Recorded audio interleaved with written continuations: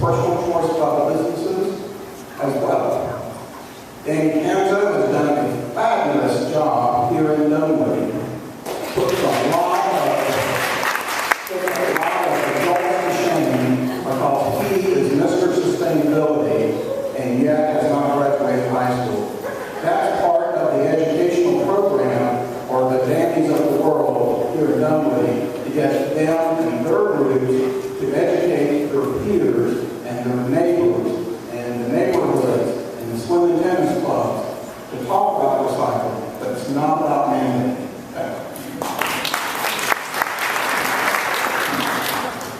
I certainly agree that we should mandate recycling.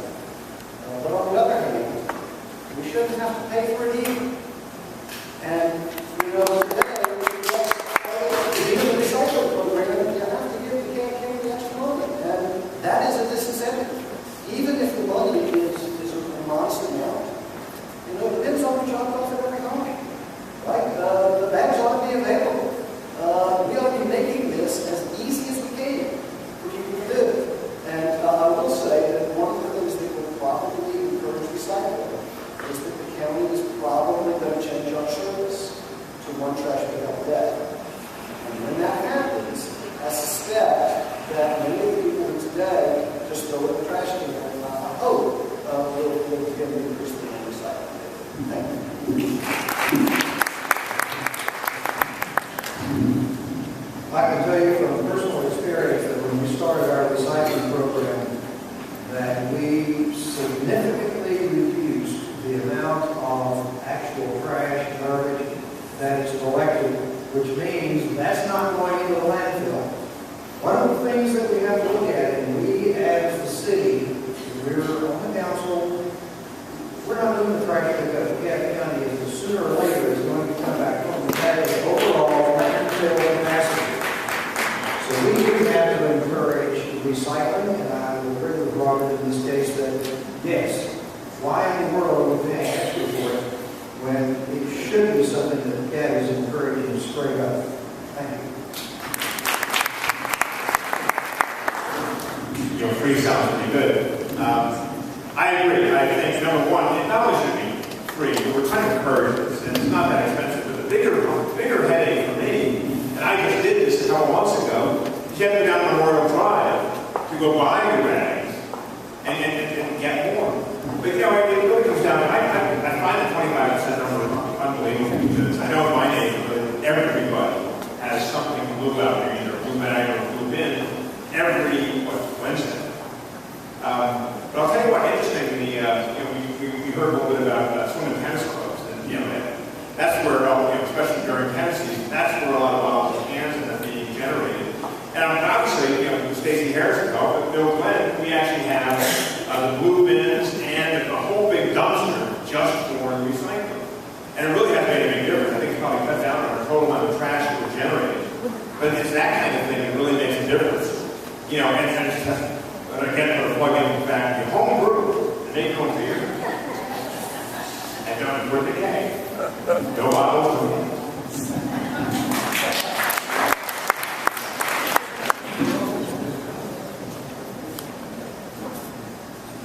Reduce, reuse, recycle. So we have to go through two steps before we get to recycle, right? Let's realize that. And I think that when it comes down to us recycling more, I have to go back to the person asking me a question. We need to rely on you to help us. When I was in the regular government office of highway safety, I learned, and anybody else kids knows this, kids are a good tool to get to parents. If you get kids to buckle up and you get their parents to buckle up, then you get great results. We went from 50% to 85% my last year there. We were at 93% utilization rate for safety belts. That's the kind of way we should be with recycling, because it is the future of our kids. So I'm looking to you all to help with that. Realize with the Gap County, we will be renegotiating at some point how our election occurs. And as we've heard here tonight, this is the right time and opportunity to make it so that it's easier, cheaper, friendlier for us to do it. Because if it's not enough of us will. One thing that the Gap County is so unique in is that the Gap County owns its own landfill, its own landfill. As a result, our activity fees will be paid, which is substantially less than our counterpart counties. That will not last forever.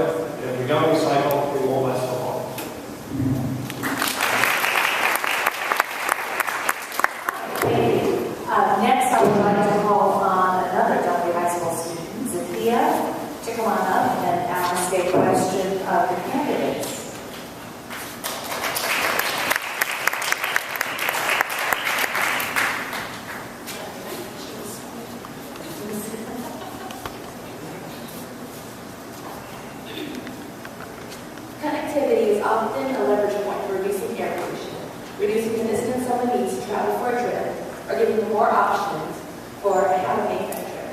The city of Dunwoody is adjacent to 4 modern rail stations.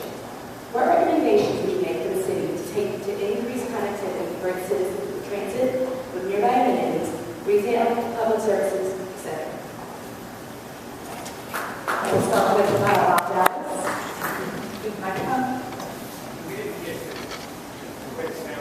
All right, I'll be reading. Sure. Connectivity is often a leverage point for reducing air pollution, reducing the distance someone needs to travel for a trip, or giving them more options for how to make that trip.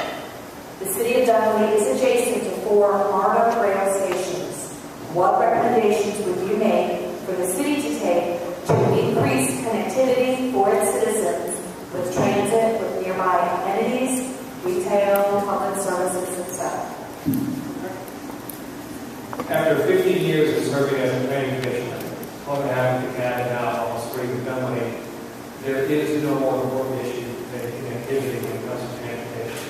That's because it gives us options to be able to go from point A to point B in a way that makes sense. So, for example, there are many communities here that would love to be able to go to one of our villages, walking or biking, but don't have that option.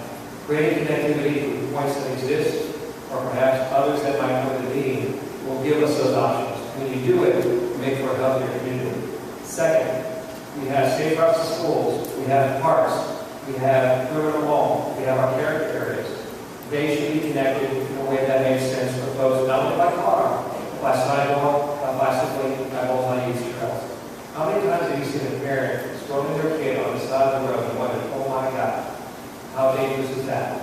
Well, we want to make those options, I believe, available to folks so that they can get from point A to point B without just getting in the car, but on a day like today, be able to walk and enjoy it. When it comes to the transit stops that we haven't done what you mainly the water stations, we need to consider the mile, the 2-mile distance as creating more options for people to get on a bike and to walk instead of getting into their car and creating congestion. So creativity to me is key to success in the future of Dunwoody.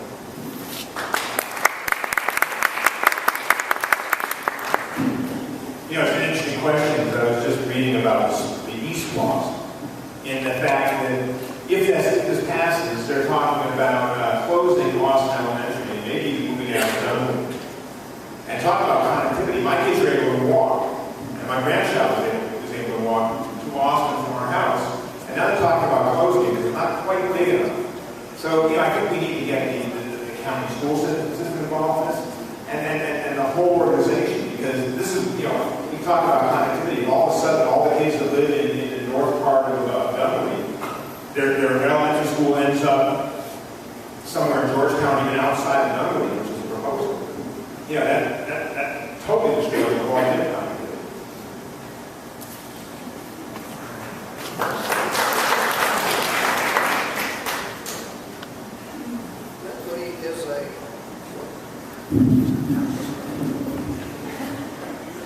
Dunwoody is a city of some 45,000 to 46,000 people, according to the 2010 census. During the day, Dunwoody becomes a city of something over 100,000 people, folks who are coming into work. Multimodalism and connectivity have a couple of different meanings here. One is exactly like some others have mentioned, we need to get around, you know, for those of us who live here, how do we get from point to point? How many different ways can we get there? For those who come into the city, we need additional modes of transportation to allow them to come in. Right now, we have water trains that come in and we have cars. We also need to circulate within the perimeter center area. So one of the things that we're looking at, I am looking at, is an internal circulation and transit system of some sort within that will help that area circulate, probably using electric vehicles or something of that nature, okay? But that's another way to increase multimodalism within the city of Dunwoody overall. We also need to look at sidewalks, streetscapes within our green space corridors.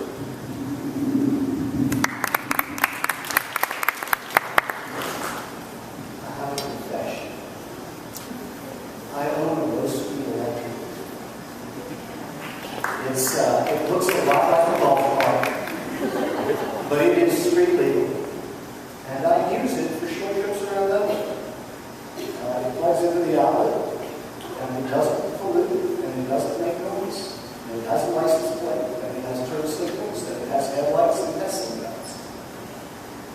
we are a little bit too big and too spread out for us to legitimately do a lot of things by walking.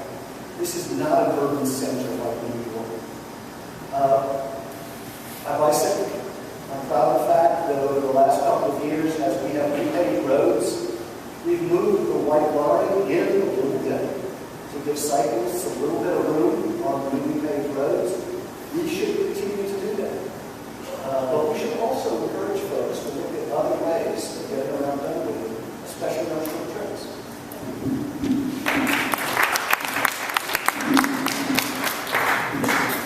I know I'm going to sound like a broken record. Two things. There's no such thing as free recycling. Somebody pays for it always. But in Dunwoody, it's a question of priorities. Getting from point A to point B, we have the connectivity in a lot of ways. We have streets, but they're filled with cars because we haven't spent enough money on the basic priority of transportation. Repaving the road is great, but if we don't fix the intersections, if we don't computerize the traffic signals, if we don't have left turn lanes where they're needed, or longer left turn lanes where the queue is too short, the lane that's there, we're not going to have that connectivity. We also, as a matter of priority, need more money on sidewalks. We should accelerate that. We certainly want sidewalks to schools. We also need sidewalks where people are going. So we have a sidewalk plan. We have a transportation plan. Let's get on.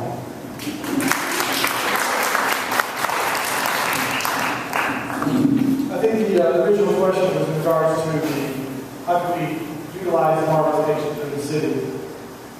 Heavy rail is very expensive. There's a lot of strings attached whenever we put in federal programs like the MARTA. I would encourage businesses down on MARTA stations to utilize shuttles. I'm not talking about a city shuttle, something that the private businesses use to shuttle their employees back and forth from the rail stations to and from the places of business. The PCID has done a great job with sidewalks. I think there were questions in regards to MARTA. We could look at that PCID as an example of what we can do in the rest of Dunwoody and the village area. Number one, as Terry mentioned, improving our intersections so people can get from point A to B. Installing new sidewalks is a definite within that 1 to 2 mile range where people can go. I do appreciate Robert's low emission electric vehicle. As I mentioned, I did carpool here in the city with one of the other candidates. But to address the young lady's question, I think for the MARTA station to utilize the businesses down in that area, to utilize the shuttle services of private business, keep less cars in the perimeter area, we're coming through Dunwoody.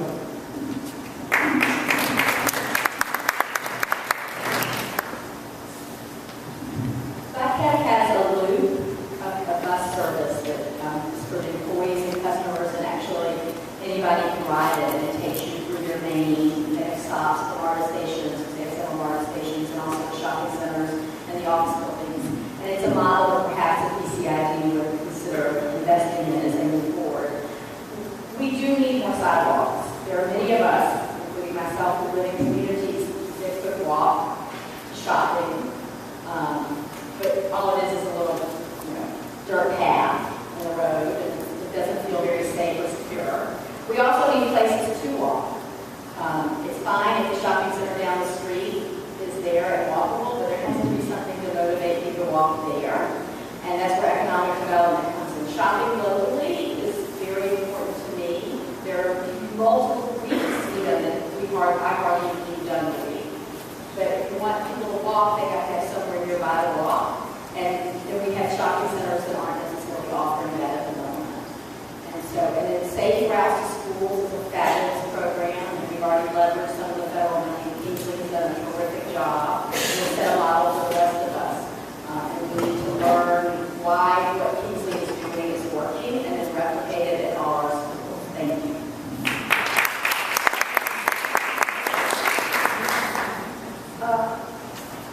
You raised some very good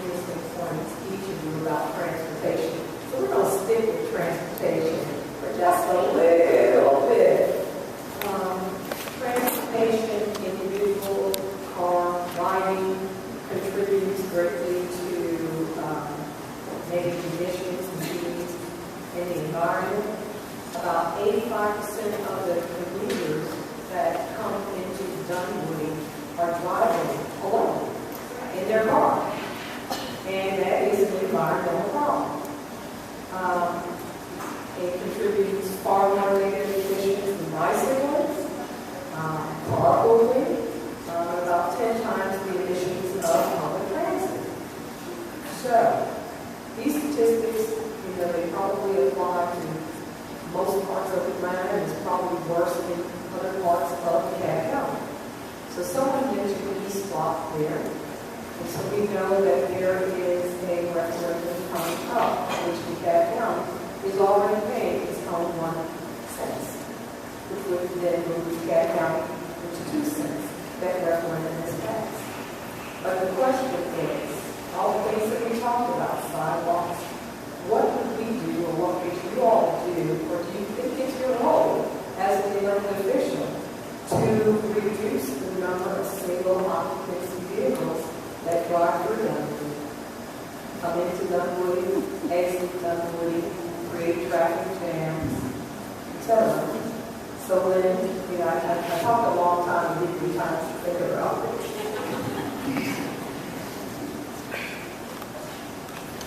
The PCID has a fairly aggressive carpooling initiative, and they market it to their customers. Essentially, are the business owners and the building owners and then the employees, and they market it.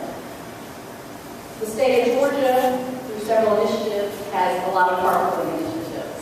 Most people choose not to carpool because they cannot give up the security of having their own car during the day. And that's tough. It's the same reason a lot of people who have access to public transportation don't take it, because they don't like the idea of being at work without access to their cars. The PCID is our transportation expert in the Primrose area. They are. And I trust that they're doing the right marketing. But there's always room for more education.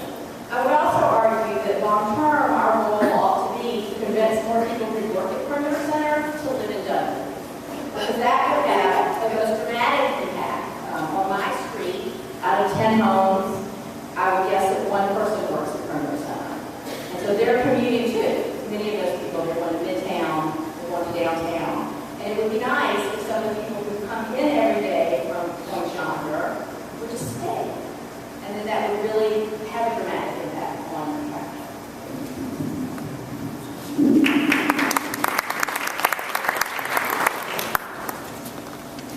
In regards to the traffic situation, carpooling, this is the Atlanta, this is the South. People aren't going to give up their cars. And I don't suggest that, of course. Carpool, I highly recommend that. The biggest thing that we can do is, one thing we can do is not widen our roads and encourage more cars coming in. That'll be a priority, I think, for probably most of the people here. But we do need to go down the intersection improvements we discussed earlier. 3 years on for the city, as been mentioned earlier, we haven't done any improvements to any of our troublesome intersections. I think that needs to be a focus. Encouraging carpooling, and that's just like recycling everything else. That's a personal issue. The PCID, as I mentioned, does have a program that encourages that. They try to team up people in like areas and certain businesses. I'm in favor of that. As a city councilman, encouraging carpooling, because I don't think it's out of our hands, but it's not something I think that is going to be the #1 focus in Dunwoody. I think we can focus on improving our current intersections first.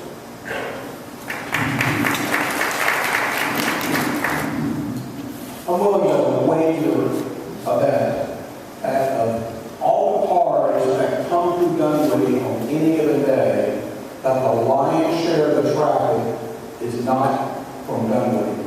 These are people coming from Peachtree Corners, going to some other place, people from north on 400, who are south, who are avoiding 400, who are avoiding 285, who are avoiding 95. They are passing through. If you're on Mount Vernon Road, look at the stickers on the license tags. You don't see as many DeKalb stickers as you do Gwinnett, as you do Fulton, as you do other odd counties, I might say. Southern Georgia, why in the world they're here, I don't know. But we're elected here,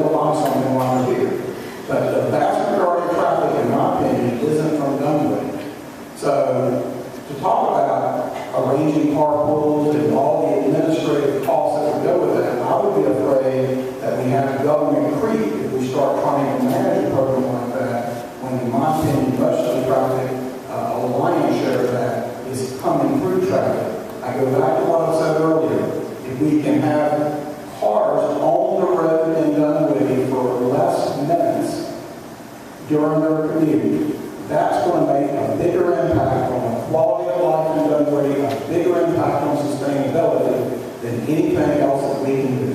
Thank you.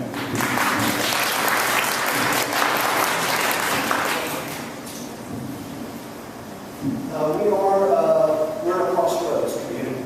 That has pluses and minuses. The plus is that the Perimeter Center grew up because we were a crossroads community. And the downside is that we got all those cars with people coming because we were a crossroads community. So there was a blessing and a curse here. And we were dealing with this for a long time.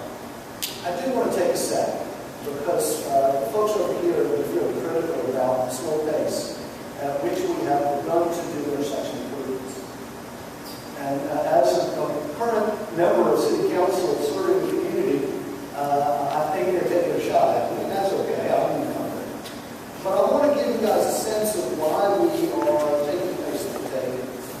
Next year, we're going to vote on the transportation philosophy. And if that passes, we will pay an extra penny on everything we park. And $1 billion a year, that money will come back to us for transportation improvements, with no strings attached. So the idea that we would take our limited funds today and try to pour those into some short-term fixes, when there is an alternative funding source which may or may not be available, it is prudent for those of us who are financially conservative to wait, not spend our limited tax dollars now, and wait until we see what other funding sources are ready.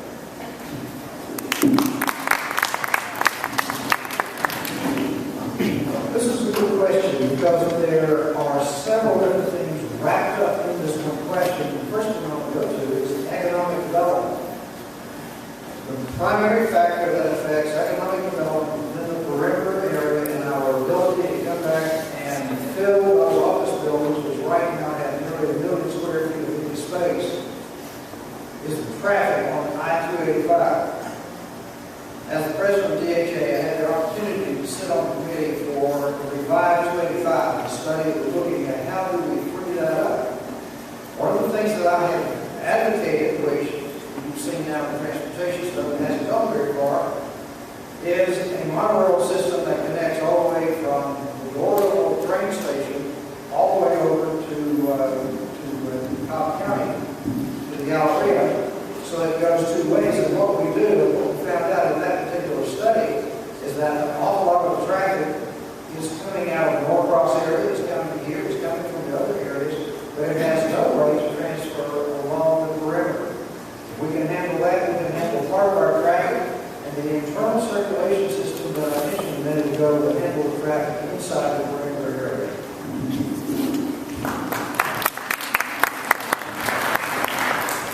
You know, I can't help but go back to the thought that we live in Dunwoody for a reason. We choose to live in Dunwoody. And Dunwoody is a suburb. And suburbs means we drive cars.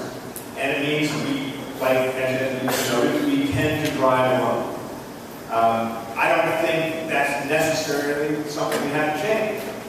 I think people that want to live in areas where they have everything close by can live in Caddishtown, can live in Buckhead, can live in Five Points.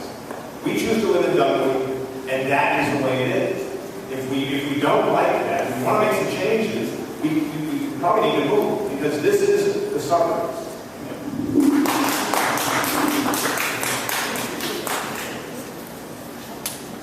This is the case of transportation costs that will be voted on next year, of course. Dunwoody sits in the heart of our transportation problem. We all know that. When Atlanta sneezes, we get cold when it comes to traffic. And looking specifically at what we have here is 100,000 people that work in the perimeter center district of Dunwoody and Savings from the side. So that's really what the issue is. How do we make it so that those folks can get there together as opposed to one at a time? And that's where the key cost comes into place. That's trying to do just that. When you look at the opportunity we have David Sullivan back there, for example, from the Perimeter Transportation Coalition. He is working to get people to carpool and use alternative modes of transportation. We will work closely with the Atlanta Regional Commission, which is the university of Doug Hooker. I work with him with Governor Purdue. And the ARC is trying to get people to consider alternatives. When we look at the clean air campaign, that's Heather Cheetah, who's the new director. She's working to get people out of cars and consider alternatives. The PCID that you heard about with Ilana Williams, she's trying to do this exact same thing. The answer is really this. We have a lot of partners that are in place right now that we, as a city, have to work very closely with on a regional level. And that would be the solution that I think will work for us. But I'll close with this one point. River College plans to expand. I say expanding at the perimeter mall and then develop a circular bus system so that it goes between these two campuses that we form today.